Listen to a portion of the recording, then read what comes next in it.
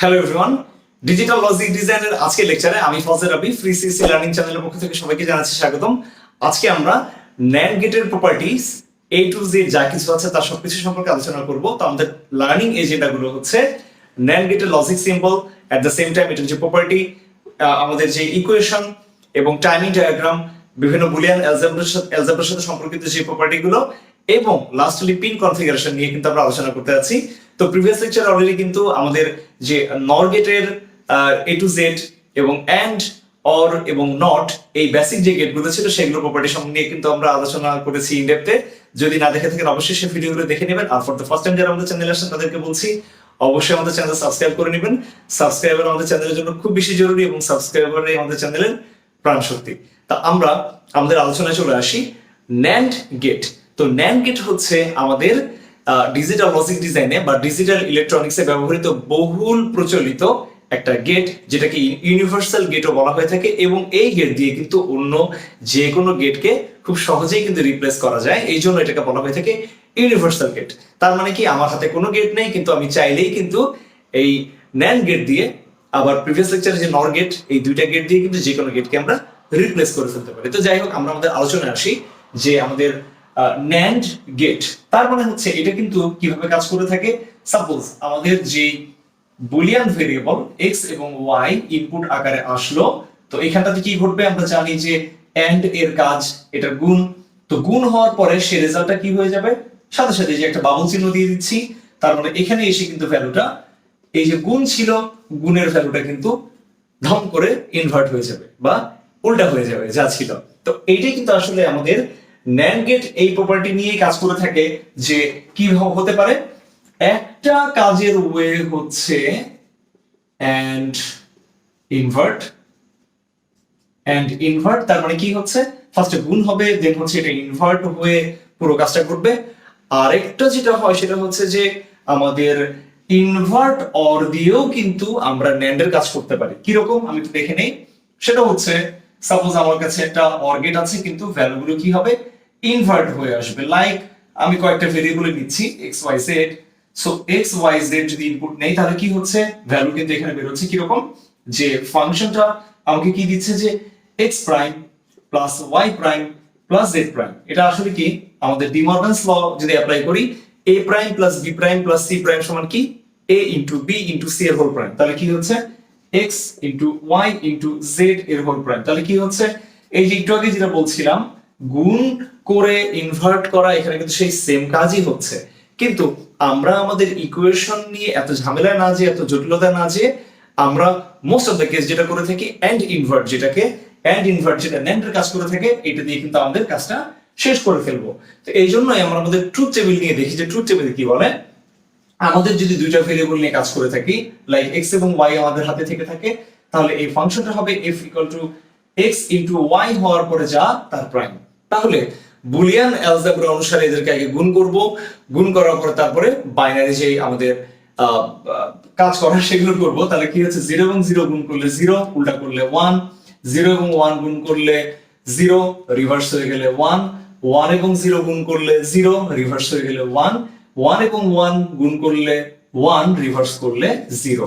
তাহলে এখান থেকে কিন্তু আমরা এটাই বুঝতে পারছি, ঠিক এন্ড এর যা রেজাল্ট আসছিল সেটাকে আমি জাস্ট কি করলাম, ইনভার্ট করে ফেললাম। তাহলে এটা বলবো যে if all inputs are 1 then only output কেমন হবে, 0 হবে। ওকে, আদারওয়াইজ ইনপুটের যে সিটি নিই না কেন আউটপুট সবসময় হচ্ছে আমার কত হবে, 1 হবে। ওকে, এটা অবশ্যই আমাদের এখান থেকে মিলিয়ে নেওয়া দরকার।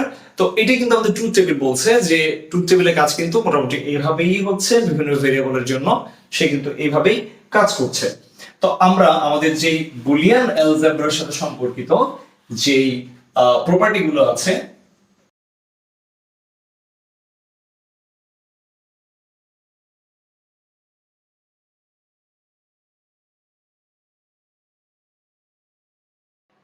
অ্যাসোসিয়েটিভ যে রুলস, সে রুলস কি বলছি, আইডেম্পোটেন্ট রিলেশন অলরেডি আমরা জানি যে কোনো ভেরিয়েবলকে আমরা যদি জাস্ট এর মধ্যে সেম টু সেম নিয়ে যদি কাজ করি, লাইক এ এবং আপার সাইন, এটাও জেনে রাখা উচিত। এন্ড গেটকে কিন্তু বুলিয়ান অ্যালজেব্রা অনুসারে আপার সাইন বা আপ চিহ্ন দিয়ে কিন্তু প্রকাশ করা হয়ে থাকে। তো এ এবং এ এর মধ্যে কি হচ্ছে, গুণ হচ্ছে, গুণ হয়ে রিভার্ট হচ্ছে, এটা কিন্তু এটাকে মিন করে।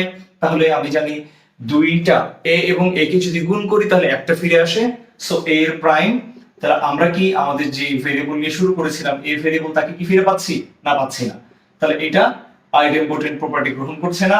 কমিউটেটিভ কি করছে, ভেরিয়েবল গুলোকে আমরা জাস্ট কমিউট করব, এখান থেকে এদিকে মুভ করব। তাহলে কি হচ্ছে, এ এবং বি এর কমিউট করলে যা হবে বি এবং এ একই হবে। তাহলে এখান থেকে কি পাচ্ছি, এ এবং বি এর গুণ হয়ে এটার জাস্ট ইনভার্ট, এখান থেকে কি পাচ্ছি বি এবং এ এর গুণ হয়ে ইনভার্ট। তাহলে এ এবং বি যা কথা বি এবং এ একই কথা। তো আমরা যে ভ্যালু নিয়ে টেস্ট করি না কেন রেজাল্ট কিন্তু একই আসবে। তাহলে এটা কিন্তু কমিউটেটিভ প্রপার্টি গ্রহণ করছে। ইয়েস, অ্যাসোসিয়েটিভ এর কথা বলছি, এটার জন্য কি দরকার, আমাদের একাধিক ভেরিয়েবল, দুই এর থেকে বেশি ভেরিয়েবল দরকার। তাহলে কি হচ্ছে, এ এবং বি এবং সি এর যে অ্যাসোসিয়েশনটা হবে আমাদের দেখতে হবে এটা সেম টু সেম কার জন্য হবে, এ এবং বি এর গ্রুপ নিয়ে যদি আমরা সি এর সাথে অ্যাসোসিয়েশন করি সেম হবে। তাহলে সেক্ষেত্রে আমরা কি কি ভ্যালু নিয়ে চেক করব, সাপোজ এ তে 1, বি তে 1 এবং আবারও সি তে 0, যেটা কিনা আমরা আমাদের নরের ক্ষেত্রে করেছিলাম, সেম টু সেম করার চেষ্টা করি।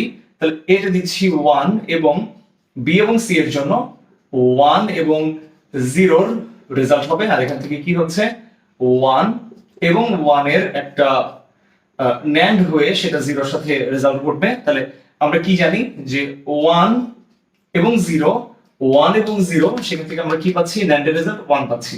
সো 1 এবং 1 এর ন্যান্ড করলে কি হচ্ছে 0। সো লেফট হ্যান্ড সাইড আমাকে কি দিচ্ছে, 0 দিচ্ছে।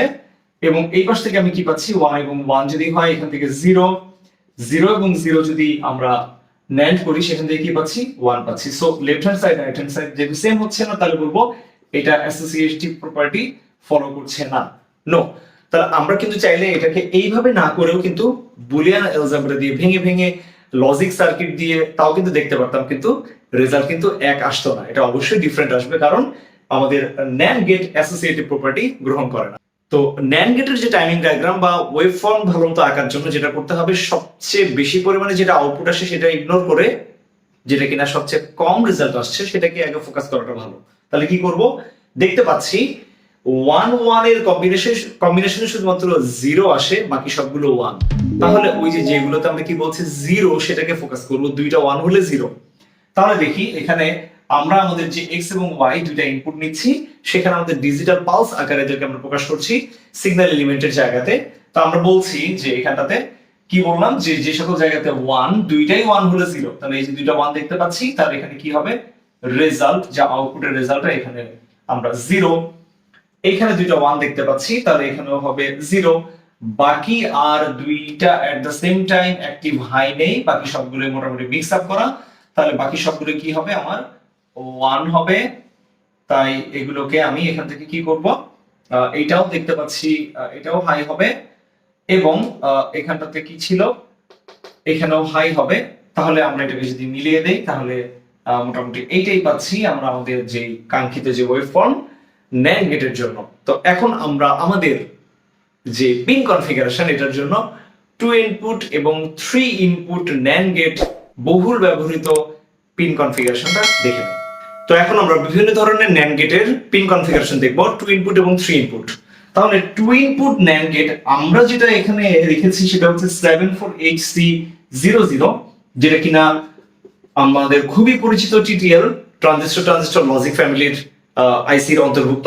তো এই আইসিতে যেটা হচ্ছে 14টা পিন ব্যবহার করা হয়েছে, এবং সেখানে সাথে হচ্ছে গ্রাউন্ড করা, এবং 14 নম্বর পিনে হচ্ছে ভিসিসি ভোল্টেজ কমন কালেক্টর। এটা যদি আমরা অ্যাপ্লাই করে থাকি তাহলে সার্কিটটা অ্যাক্টিভ হচ্ছে।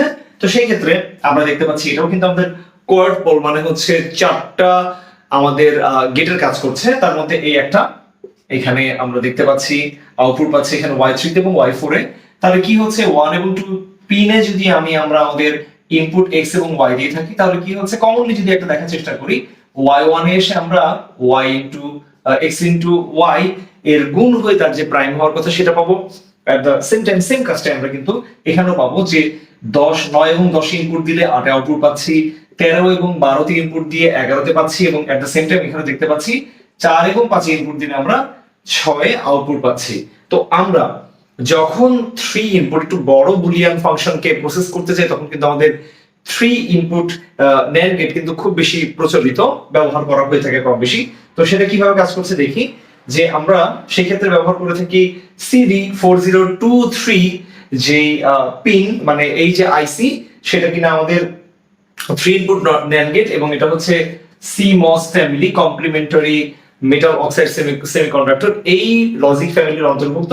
সেটাও কিনা 14 পিনে, তার মধ্যে 7 গ্রাউন্ড করা হয়ে থাকে এবং ব্যবহার করা হয়ে থাকে আমাদের চিরচেনা নেগেটিভ লজিক, এবং পজিটিভ লজিক ব্যবহার করা হয়ে থাকে 14 নম্বর পিনে, যেটা কিনা maximum 13 to 15 or 16 volt accept করে থাকে।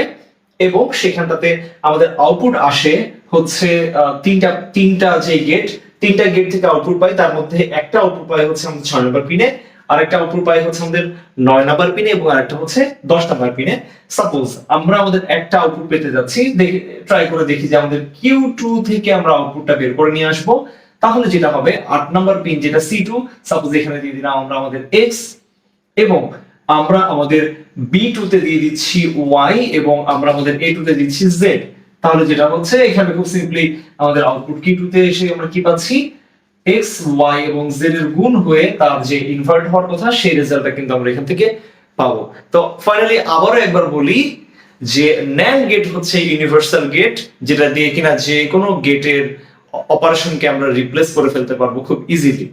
তো যাই হোক, এই লেকচারে কিন্তু আমরা আমাদের NAND গেটের যে লজিক সিম্বল এবং এটার জন্য যে ইকুয়েশন, ট্রুথ টেবিল এবং বুলিয়ান অ্যালজেব্রার সাথে সম্পর্কিত যে প্রপার্টি গুলো আছে সেই সকল প্রপার্টি, এবং আমরা আমাদের ওয়েভ ফর্ম বা টাইমিং ডায়াগ্রাম যদি বলে থাকি, এবং লাস্টলি পিন কনফিগারেশন আলোচনা করে কিন্তু পুরো ব্যাপারটা A to Z বোঝার চেষ্টা করলাম। তো আশা করা যায় ভিডিওটি আপনাদের ভালো লেগেছে। যদি ভালো লেগে থাকে অবশ্যই ভিডিওটি লাইক করবেন, শেয়ার করবেন, আমাদের চ্যানেলটা সাবস্ক্রাইব করে রেখে বেল আইকন প্রেস করে রাখবেন, যেন যে কোনো ভিডিও আসলে খুব ইজিলি আপনারা এগুলো নোটিফিকেশন পেয়ে থাকেন।